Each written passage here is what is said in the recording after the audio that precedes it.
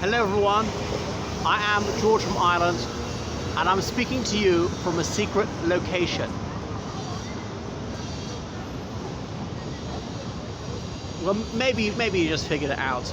Anyway, so that's l'Arc de Triomphe in Paris, often imitated, never equaled. Bucharest has got its version of this, about a third of the height, a third of the width. So there's the Arch of Titus, and there was some arches in ancient Persia. I'm not sure who first of all started the idea of triumphal arches. There's one in Moscow, there's obviously Prospect, there's the Gateway of India in Mumbai, India Gate. I think there's even Menin Gate at Ypres in Belgium. There's a similar gate in Dublin, obviously much smaller. London's got the Wellington Arch, Marble Arch, and a few more. So anyway, Napoleon I, he had this designed, and construction had scarcely commenced when he abdicated for the second time in 1815. But it was completed in 1836 under Louis Philippe, part of the July monarchy.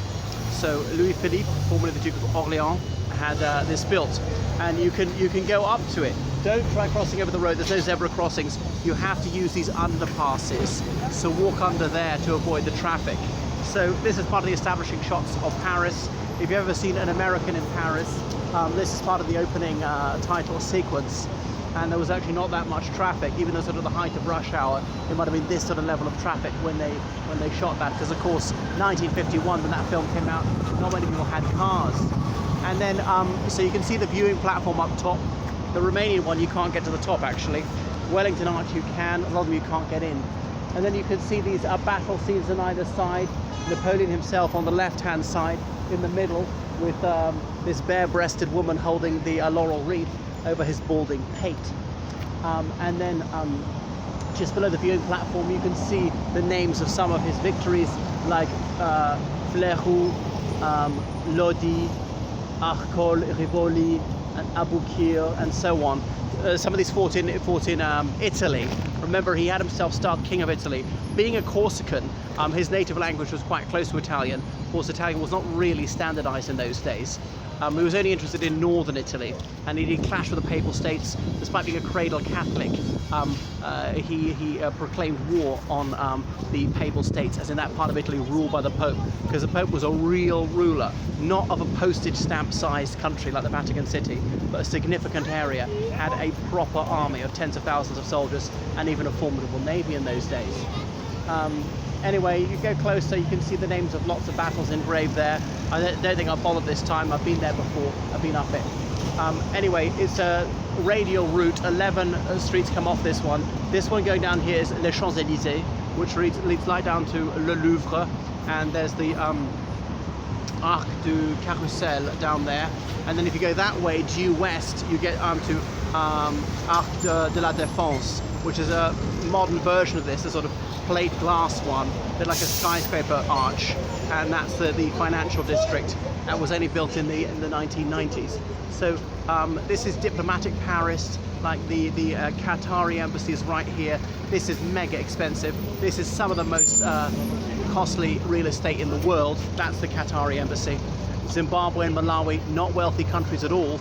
They have their embassies just off here, which of course is a staggering waste of money for countries where a lot of people live in dire penury. Give you a look down Les Champs-Élysées. And then on Bastille Day, that's the 14th of July, that's Les Champs-Élysées behind me. The Elysian Fields, that's in the place in ancient Greek mythology. There's a military parade up here. This is the focal point of it. The president's here as his viewing platform.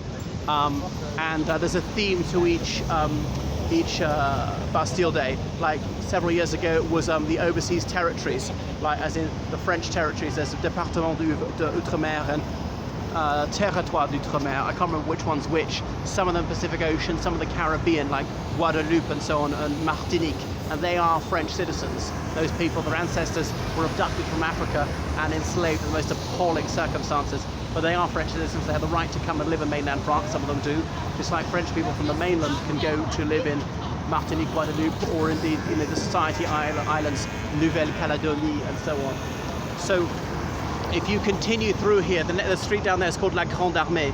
Now this is the top of a hill. It begins to dip down, towards Arche de la Défense, and to the left there's Bois de Boulogne.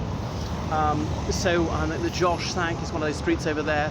So there are many churches around here, the American Cathedral in Paris, the Anglican Cathedral in Paris, and then some of the streets are named after Napoleon's various victories. Avenue de Friedland, which is one of his victories over Russia, in what I think is now Poland, might have been East Prussia in those days. Avenue de Jena, Jena, one of his victories over the Austrians. He normally managed to have numerical superiority. You might say, well, he wasn't that brilliant, but it's partly about strategic concentration and speed. Even though he's an artillery officer, insisting on having lots of artillery, the Grand Battery in the middle, you might have thought that slowed him down, but also he didn't care about the commissariat, leave the wounded behind, not supply the soldiers properly, get them to forage, which actually effectively meant armed robbery, taking food off civilians at gunpoint. Okay, so you've got an idea of what it is like around here. Marc de Triomphe, extremely worth visiting. I think that, oh yes, right in the middle there's the Tomb of the Unknown Soldier with the eternal flame. And so they got a soldier who was blown beyond recognition in the First World War and buried him there to stand for all the soldiers whose mortal remains had never been identified. Sometimes they're still under the mud of the battlefield centuries later. Sometimes they're exhumed, but they're just so badly charred that nobody can identify them. And so many families had no grave at which to mourn their loved one. So he represents that. So many cafes, cinemas, restaurants along here, cabaret. And there's the Danish embassy out down there with their huge flags flapping off the front, but they're not the usual rectangular shape. They're tapered and they're sort of like two tails coming off almost. Okay, so that's probably enough. And you don't have to wear a beret to be French. I mean, someone needs to tell her. I very strongly suspect she's a grockle like yours truly. All right, that's enough from me. So please follow me on Twitter and Instagram, on Facebook, subscribe. And remember, I do lessons in history, politics, French, law, geography, religious studies, English language, English literature, English as a foreign language. And I edit documents, essays, dissertations, help me with those, interview practice, elocution. I'm a tour guide in London. Anything else I do? Oh yes, well, I desperately need donations to sustain the channel. Thank you so much for your generosity. So you find me on PayPal, georgecallahan79@gmail.com. Callahan spelled C-A-L-L-A-G-H-A-N, as all small letters. Okay, à tout à l'heure.